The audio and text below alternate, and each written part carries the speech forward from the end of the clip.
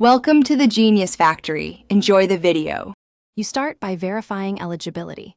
Confirm Airtel 5G is live where you are and that your handset supports 5G radio bands. Once done, make sure your phone firmware and carrier settings are up to date because outdated software blocks 5G registration. Next, check your SIM. Some older SIMs need replacement to enable 5G provisioning.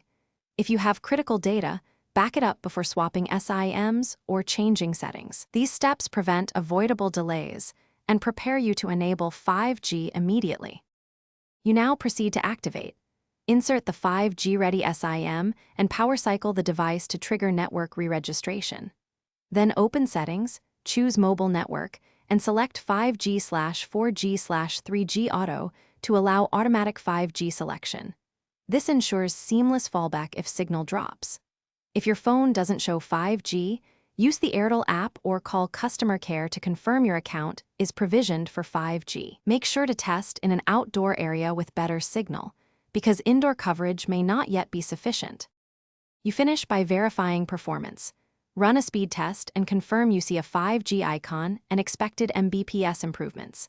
If speeds are low or 5G isn't stable, start with quick fixes, toggle airplane mode, reboot, or reinsert the SIM, because many registration glitches clear that way.